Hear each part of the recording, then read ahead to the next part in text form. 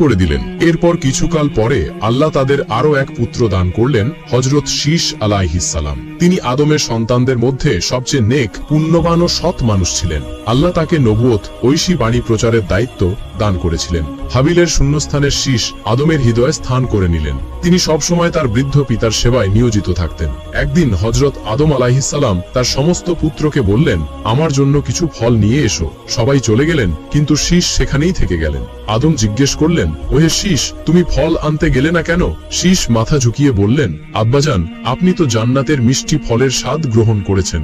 এই দুনিয়ার বিস্বাদ ফল আমি আপনার সামনে কিভাবে পেশ করি? যদি আপনি চান তবে আল্লাহর কাছে দোয়া করুন, তিনি আপনাকে জান্নাতি ফল দান করবেন। হযরত আদম আলাইহিস সালাম শীসের কথা শুনে বড় বিনম্রতার সাথে বললেন, ওহে আমার প্রিয় পুত্র, আমি তো সেই সময় আল্লাহ তাআলার হুকুমের বরখেলাফ আদেশ অমান্য করে ভুল করেছিলাম। গন্ধম খাওয়ার কারণে আমাকে এই পৃথিবীতে নামিয়ে দেওয়া হয়েছে।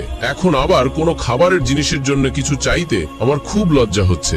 এরপর তিনি বললেন, এর চেয়ে ভালো এই যে তুমি, ওহে আমার নিষ্পাপ পুত্র, তুমি আল্লাহর দরবারে দোয়া করো, কারণ তুমি পবিত্র, তুমি নির্দোষ, তোমার দোয়া নিশ্চয়ই কবুল হবে। তখন হযরত শীস আলাইহিস সালাম মাথা ঝুঁকিয়ে নম্র হৃদয়ে আল্লাহ তাআলার দরবারে হাত তুলে আরজি জানালেন, হে আমার রব, আপনার নবী আদমের জন্য কিছু ফল পাঠিয়ে দিন। আল্লাহ তাআলা শীস আলাইহিস সালামের দোয়া কবুল করলেন এবং জান্নাত থেকে প্রচুর ফল একটি হুরকে দিয়ে শীস আলাইহিস সালামের কাছে রওনা করে দিলেন। সেই হুর এলেন নুরানি অর্থাৎ আলোকময় চেহারা নিয়ে বললেন, হে শীস আলাইহিস সালাম, আল্লাহ তাআলা আমাকে এবং এই সমস্ত ফল আপনার জন্য পাঠিয়েছেন।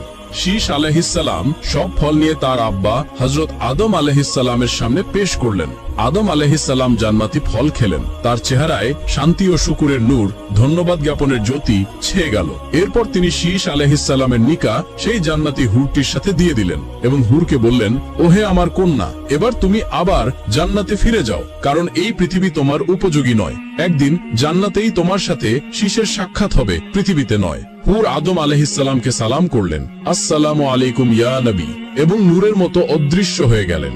হযরত আদম আলাইহিস সালাম প্রায় 1200 বছর পর্যন্ত জীবিত ছিলেন। এই সময়ে তার 350-এরও বেশি সন্তানাদি হয়েছিল। তিনি তার সমস্ত পুত্র কন্যাকে দুনিয়া ও আখিরাত উভয়েরই শিক্ষা দিয়েছিলেন। শুধুমাত্র কাবিলই ছিল যে পথভ্রষ্ট হয়েছিল, বাকি সবাই ঈমানদার ছিলেন।